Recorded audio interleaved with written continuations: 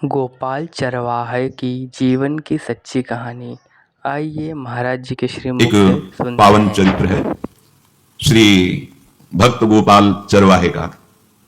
पहले ऐसा हुआ करता था कि सबकी गायें जैसे चराए तो सब लोग अन्न आदि जो है उसके घर भिजवा देते थे और गायें छोड़ देते थे। वो ग्वाला ही कहा जाता था। सैकड़ों लोगों की गायें चराता था और उसके घर में अन्न आदि जो आवश्यक सामग्री है भिजवा दी जाती थी। ना तो एक अक्षर वो पढ़ा लिखा था और ना कभी उसने भगवान का नाम या कोई चर्चा सुनी थी। उसके कोई परमार्थ से संबंध ही नहीं था। बस गाय चराते थे, जंगल में रहते थे, पत्नी भोजन पहुंचा देती थी और परिवार चलाने के लिए गांव के लोग दे देते थे अन्न, क्योंकि सबकी गाय चलाते थे। ना तो उसको किसी धर्म का ज्ञान था ना किसी साधना का ज्ञान था। एक दिन देखा जंगल से एक मंडली जा रही संतों के। वो श्री राम जय राम जय जय राम, श्री राम जय राम ऐसे कीर्तन। संत जन पहले मंडली बना के चलते थे तो नाम कीर्तन पद कीर्तन ऐसे। उसको बड़ा आनंद आया। उसको लगा कि इतने झूम झूम कर संत जन गा रहे हैं, किसी से बात नहीं की, पकड़ लिया। अब पूरा तो नहीं, बस उतना राम राम राम राम ऐसे करने लगा। देखो कई बार कहा है यदि आप बिना गुरु मंत्र के भी नाम जप करेंगे तो नाम जप आपको गुरु तक पहुंचा देगा, क्योंकि गुरु प्रदत्त नाम भगवत साक्षात्कार कराता है। 50 वर्ष की अवस्था लगभग हो गई थी। कभी कोई तीर्थ याटन, धर्म कार्य, शास्त्र स्वाध्याय, सत्संग कुछ नहीं। देखो कृपा, विश्वास। अब वो अलौकिक ढंग से नाम में मिठास लगने लगी उसको। जोर जोर से कभी कभी नाच पड़ता, चरवाहा ना गाता, तो और जो लोग थे उसका उपहास करते। अरे नरक में भी ठौर नहीं मिलेगी, जिंदगी में कुछ पुण्य नहीं किया, ये ऐसे लोग बहुत उपहास करने वाले। ऐसे करने से क्या मिलेगा? नाम से कुछ हो जाएगा। उसने कहा हमने तो कभी सोचा ही नहीं कि कुछ होगा, हम तो ऐसे ही गा रहे। पर ये लोग उपहास कर रहे हैं, क्या गलत है क्या ऐसा गाना? जब तक दृढ़ ज्ञान नहीं होता तब तक माया फिसला सकती है। उसने कहा कि हम किसी लाभ के लिए, बैकुंठ जाने के लिए या कोई लाभ के लिए नहीं जबते, हमें तो अच्छा लगा वो गा रहे थे संत जन, तो हम गाने लगे। क्या सही में आप लोग समझते हैं कि गलत है? उनका तुम मूर्ख हो, तुम्हारी क्या समझ में आए? और उपहास करते हैं उसका।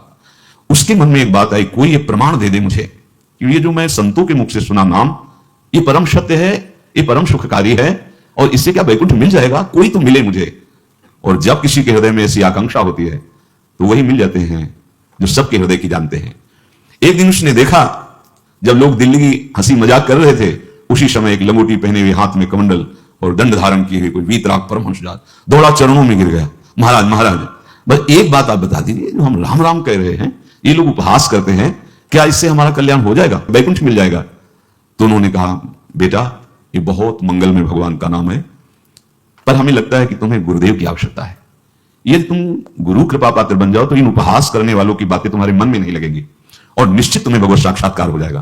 तो पैर पकड़ लिया और कहा महाराज आप ही गुरु बन जाओ ना हमारे, आप ही हमें मंत्र दे दो। तो उन्होंने कहा हम तो तीर्थ यात्रा में हैं, ऐसा हम नहीं कर सकते, पर यदि तुम भगवान से प्रार्थना करोगे तो तुम्हारे कल्याण के लिए सदगुरु प्राप्त हो जाएगा। इसलिए जैसे कोई पूछते हैं किसको सदगुरु बनाऊं, तुम कहते किसी को नहीं, पहले भगवान को मानो, श्री हरि को, जगत गुरु श्री कृष्ण को, फिर उनसे प्रार्थना करो कि यदि आप आवश्यक समझते हो कि सदगुरु के रूप में आप आकर के हमारा कल्याण करेंगे तो मुझे पहुंचा दो या आप स्वयं आ जाओ। मैं नहीं खोज कर पाऊंगा, मेरी वो दृष्टि नहीं है कि मैं किसी महापुरुष को पहचान सकूं। मैं तुमसे सत्य कहता हूं, सदगुरु की जो शरण में हो गया तो उसके जीवन नौका की डांट सदगुरु अपने हाथ में ले लेते हैं। फिर उसको कोई भय, कोई उपहास, कोई लज्जा नहीं सताती। वो सुखपूर्वक इस दुखद अपार संसार समुद्र से पार हो जाता है। पर बेटा तेरे ऊपर भगवान की बड़ी कृपा है, क्योंकि तू संतों को मानता है। तू मेरी बात पर विश्वास कर ले, अंदर से तू एकांत में रो, तुझे सदगुरु मिल जाएंगे। अब ऐसा कहकर वो अपनी राह में चले तीर्थ यात्रा के लिए। अब वो खोजता, एकांत में बैठकर देखता, कभी कभी वो पेड़ पे चढ़ जाता कि कोई संत तो नहीं आ रहे हैं। अब उसके लिए वहां भोजन पहुंच जाता, पाता, गाय देखता, अब बस खोज करता कि सदगुरु आ जाए, सदगुरु आ जाए। बहुत समय व्यतीत हुआ पर उसका विश्वास नहीं टूटा कि संत ने कहा था कि तुम भावना करो कि सदगुरु आ जाएंगे। भगवान सदगुरु बनकर के आ गए, वही है सदगुरु। देखा सामने से बड़े तेजस्वी महात्मा बड़े तीव्र गति से आ रहे हैं। ओह दौड़ा, गुरुदेव गुरुदेव, चरणों में लौट गया। चरणों में जेरी गिरा तो एक बिजली सी दौड़ी उसके हृदय में। अब बात बन गई, गुरु मिल गए, वो खड़े हो गए। देखते ही सात्विक भाव उत्पन्न हो रहा है, आंसू निकलने लगे। देखते ही मन में आया कि जो संत कह रहे थे सदगुरु मिल जाएंगे, यही हमारे सदगुरु हैं। हृदय में उत्साह, आतुर आवाज, प्रभु मुझे भवसागर से पार करने वाला गुरु मंत्र दे दो। ऐसे थोड़ी दीक्षा दी जाती कि गली चलते दी जाए, दूंगा। जा पहले स्नान करके आ, फिर एकांत स्थान में बैठेंगे, फिर तेरे को उपदेश देंगे। बोला महाराज मैं जंगली आदमी हूं, गाय चराता हूं, हमारा घर बार से कोई आना जाना नहीं है, भोजन आ जाता है। संत ने कहा अच्छा स्नान करो। स्नान करके एक पेड़ के नीचे, भाई मैं तुझे कुछ नियम दूंगा, कुछ शर्त। तो महाराज गंवार आदमी है, ना हम आपका कोई नियम पालन कर पाएंगे, ना कोई व्रत पालन कर पाएंगे, ना कोई साधना कर पाएंगे। आप देख लो हमारी हालत, 50 साल का हूं, पढ़ा लिखा बिल्कुल नहीं, कोई धर्म कर्म नहीं जानता, गाय चराता हूं। मुझसे बहुत बातें नहीं सदेंगी, अगर एक कोई बात बता दो तो प्रण करता हूं, जिंदगी में प्राण त्याग सकता हूं, पर एक बात, कोई एक नियम कोई दे दो। हमें बहुत नियम तो नहीं समझ में आए, एक कोई बात बता दो कि ऐसा कर लेना और मंत्र जपना, तो हम प्राण त्याग सकते, पर आपकी आज्ञा उल्लंघन पर बहुत हम बातें नहीं मान पाएंगे, क्योंकि हमारा इतना ज्ञान नहीं है। गोपाल के वचन सुनकर के बहुत प्रसन्न हुए संत भगवान। एक नियम तुझे देता हूं, हमारे आराध्य देव श्री कृष्ण है, गोविंद है, आज से तुम्हारे आराध्य देव गोविंद है, हां श्री कृष्ण है, बिना उनको पवाए तुम्हें पाना नहीं है, बस यही तुम्हारे लिए नियम है। तुम्हारे पास जो आवे, सूखी रोटी, दूध, छाछ, जो भी, बिना उनको पवाए पाना नहीं है। सीधा सरल आदमी। गुरुदेव प्राण चाहे चले जाएं, बिना उनको पवाए आज के बाद कभी जिह्वा पे कुछ नहीं जाएगा, ऐसा गुरुजन आदेश करते हैं वैष्णव मार्ग के पथिकों को कि जल भी बिना अर्पित किए मत पियो। अगर आप बिना अर्पित किए पीते हैं तो आपकी बुद्धि में इष्ट देव के प्रति ममत्व तो नहीं आ पाएगा, नहीं आ पाएगा। अब तो गोपाल नाच पड़ा कि गुरु मिल गए, गुरु मंत्र मिल गए और इष्ट का पहचान मिल गई। उसी समय घर से भोजन आया, वही कभी चटनी रोटी, ऐसे बैठा एकांत वृक्ष के नीचे, आओ गोविंद भोग पाओ। अब गोपाल विचार में लगा कि आ तो रहे हैं ही नहीं, और गुरु जी ने कहा बिना पवाए पाना नहीं। पूरा दिन व्यतीत हो गया। गुरु जी कहते घट घट में विराजमान भगवान है, तो कहीं से भी प्रकट हो सकते हैं। तो अंदर मंत्र जपता हो, कहता आओ भगवान पाओ, आके नहीं आए। महाराज हमारे गुरुदेव ने आपका ध्यान जो बताया, तो वैसे ही आओ, आप पाओ आकर के। रात्रि हो गई, देखा पर वो नहीं आए, तो भोजन उठाया, गाय को पवा दिया, तो बहुत सी गाय थी, भूखा रह गया। दूसरे दिन फिर भोजन आया, एक पत्ता टोड़ा, जल से छिड़का पत्ते में और भोजन रखा। भगवान को फिर पुकारा, आओ प्रभु। गुरुदेव ने आज्ञा की बिना आपको पवाए हम अपनी जबान में नहीं रख सकते। शाम हो गई, रात्रि हो गई, फिर गौ को दे दिया, नहीं पाया। अब एक तो 50 वर्ष की अवस्था और गौओं के पीछे दौड़ना और भोजन पाना नहीं, शरीर में सामर्थ्य धीरे धीरे कम होने लगी। तीसरा दिन, चौथा दिन, पांचवा दिन, छठा दिन, सातवां दिन, दीनानाथ प्राण चाहे निकल जाए, हम गुरु की आज्ञा नहीं तोड़ सकते। अगर आप नहीं आएंगे तो भूखों मर जाऊंगा। पर हम ये बात देखो, ये बात चरवाहा है, कोई साधना पूर्व की नहीं। गौ सेवा के प्रताप से उससे संतों में प्रीति हो गई, नाम की कृपा से, गुरु की कृपा से नामी की प्राप्ति की चाह। ऐसे कई दिन व्यतीत होते, अस्थि मात्र हो रहे शरीरा। पूछते कि क्या बात है, भोजन तो हम रोज लाते हैं, आप रोज लेते हैं, क्या पाते नहीं? आपका विषय नहीं। शिक्षा मिलती है, अपने गुरु उपदिष्ट साधन को किसी से बताना नहीं चाहिए। गुरु उपदिष्ट साधन जब तक सिद्धावस्था ना पहुंच जाए तब तक गुप्त रखा जाता है। जो जैसे आप सत्संग सुन रहे हो, इसमें कोई वचन आपको लगा, पकड़ लिया, अब वो जीवन में तभी बोलना जब उसका प्रभाव हमारे जीवन में आ जाए। नहीं ऐसे नहीं बोलना, नहीं तो निकल जाएगा। और अगर रोक लिया तो मंथन करेगा अंदर और आपको उसमें स्थित कर देगा। एक भी शब्द नहीं बताया कि हमारी गुरु दीक्षा हो गई, गुरु जी ने कहा था पवा के पाना, और इतने दिन हो गए भगवान तो आ नहीं रहे, इसीलिए हम पा नहीं रहे, तो हमारी ये दशा है। देखो आज का समय ऐसा है कि प्रगट में सब इंद्रियों के पोषण की व्यवस्थाएं भगवान दी, चाहे गृहस्थ हो चाहे विरक्त हो, लेकिन क्या हमारे अंदर निष्ठा है ऐसी? सबरी जी जब उनके गुरुदेव पधारने लगे तो चरणों में रोके गिरी कि प्रभु इस पूरे विश्व में मुझ अधम को सिर्फ आप ही प्यार करने वाले, आप ही ने दुलार करके मुझे रखा, नहीं सब जगह ठोकर मिलती, कोई भी संत महात्मा हमारी तरफ देखना नहीं चाहते। और प्रभु आप जा रहे हो, आप कैसे जीवन जानते हो? क्या कहा, हम तो भजन के प्रभाव से भगवान के धाम जा रहे हैं। बेटा भगवान स्वयं चलकर तुम्हारे पास आएंगे। सबरी जी बहुत वर्षों तक कभी गुरु के वचनों पर अविश्वास नहीं हुआ, क्यों कहते थे भगवान आएंगे, रोज पावड़े डालती हूँ, सोहनी लगा के जल छिड़कती हूँ, रोज लगता है फुसला तो नहीं दिया गुरु जी ने? नहीं, गुरु के वचन भगवान आएंगे। शायद ऐसा वर्णन की शास्त्र हजार वर्ष सोचो जरा, और भगवान आए और सबरी को निहाल किया। ऐसे गुरुदेव ने कहा है भगवान आएंगे, जब तक वो ना पाएंगे तब तक हमने कहा कि, और उनका उद्देश्य अलग था कहने का कि आप भगवान को भोग लगा के पाइएगा और भजन कीजिएगा तो मंत्र के प्रभाव से तुम्हारे मानस पटल पर भगवान दिखने लगेंगे। ऐसा होता है, पर सीधा आदमी सीधा समझा, जब तक भगवान नहीं पाएंगे तब तक हमें नहीं पाना। 18 दिन बीत गए, कुछ ना खाना ना पीना। गोविंद भी देखते, बाल भक्त ओम प्रकाश जी महाराज, यही अपने चामुंडा के पास से उधर, बहुत नामनिष्ठ महात्मा, बाल भक्तों में बहुत ही मानो प्रहलाद जी ही हैं। जैसे प्रहलाद जी नामनिष्ठ भगवान-निष्ठ, घट घट में भगवान को देखने वाले, ऐसे श्री ओम प्रकाश जी बाल भक्त। बड़े बड़े महापुरुष गए, हरि बाबा, उड़िया बाबा, सब बस वो यही कहते कि ये श्री कृष्ण का आदेश है। फिर शायद 50 के भी ऊपर दिन गए थे, ऐसे 70 दिन तक उस महापुरुष ने कुछ नहीं खाया, सशरीर अंतर्ध्यान हुए। आज समाधि उनकी बनी। जब महत्व भगवान का जग जाता है तो शरीर का महत्व नहीं।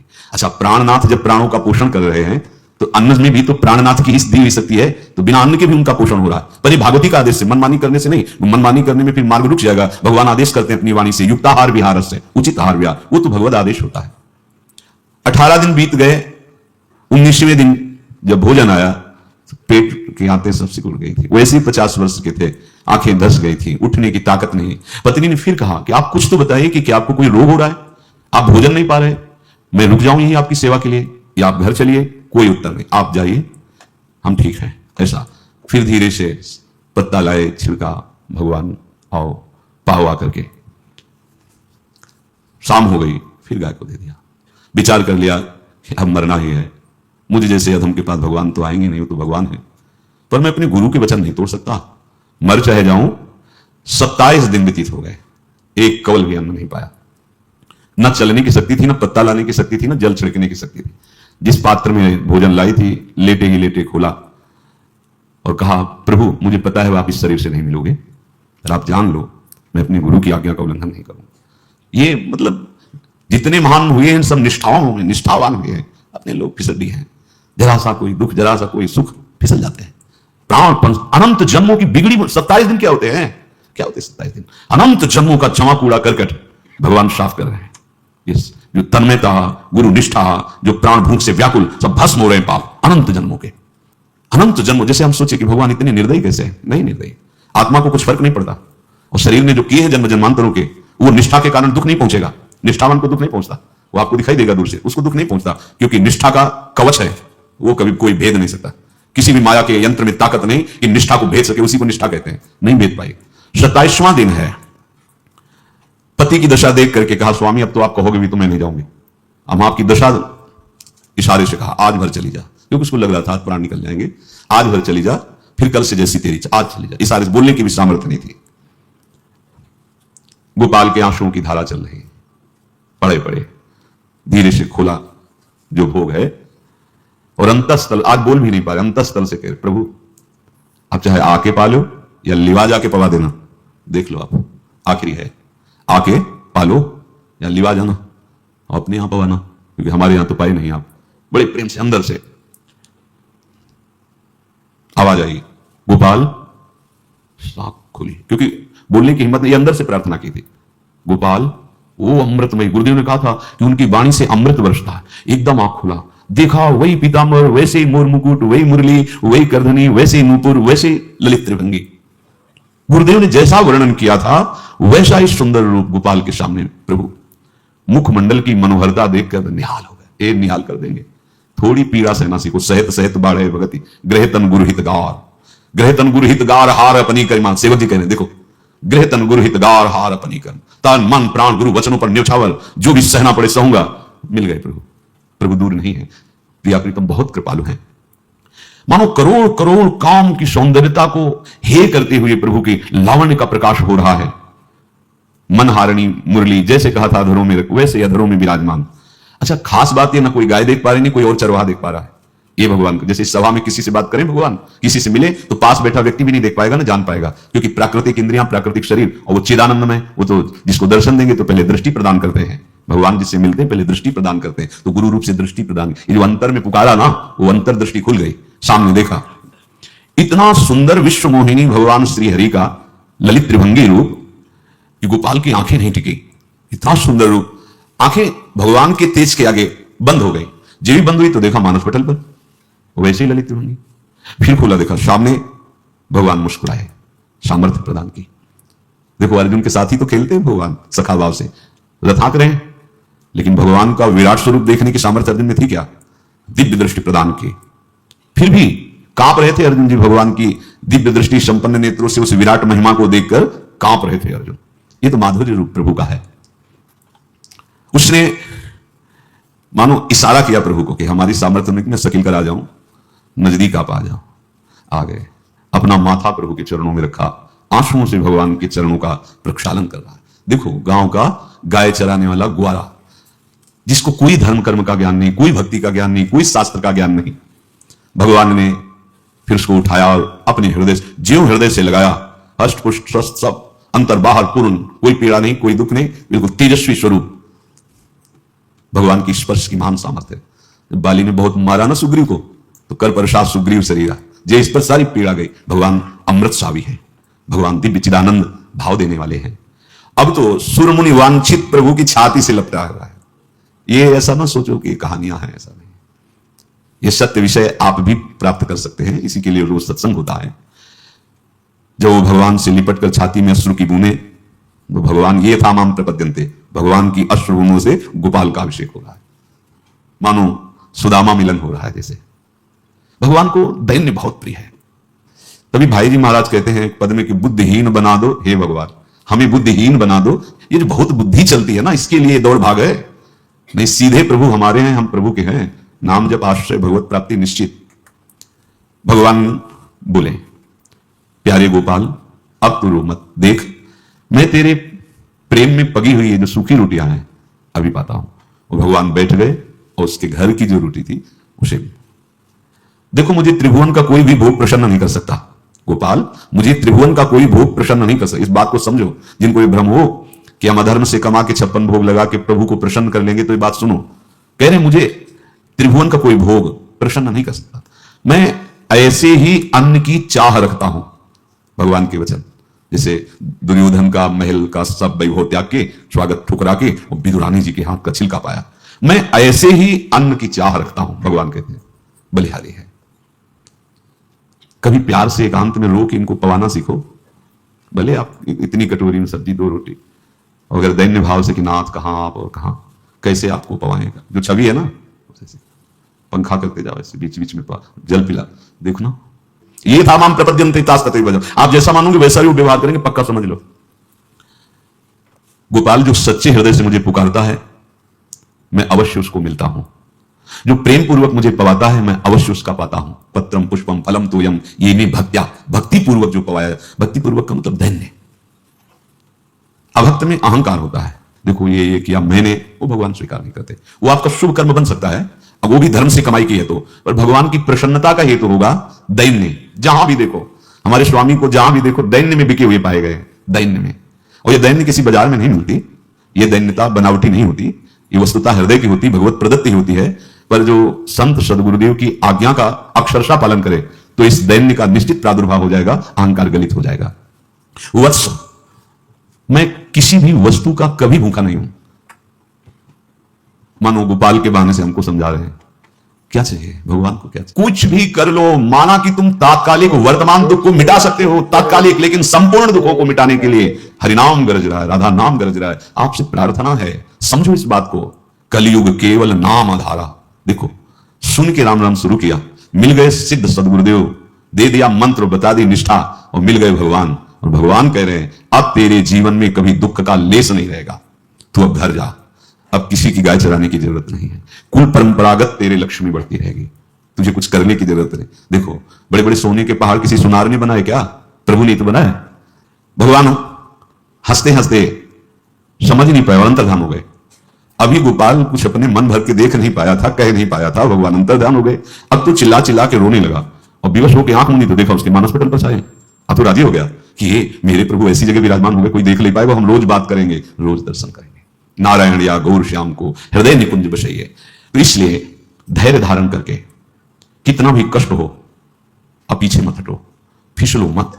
माया अपने पार्षदों को भेजेगी। प्रभु का चिंतन छूटे वो कुछ भी स्वीकार नहीं। प्रभु का चिंतन होते हुए जो हो रहा है उनका सृष्टि का कार्य है, जो जो जिसको सेवा दिए हो रहा है। हमारा प्रभु का आश्रय अगर बदला किसी व्यक्ति का आश्रय या किसी अन्य का आश्रय, बहुत घाटा हो जाएगा। अपने इस मन को देखते रहिए कि प्रभु को प्रथम नंबर में रखता है या द्वितीय नंबर में। हमें तो लगता है हो सकता है चौथे 5वें नंबर पे रखता हो।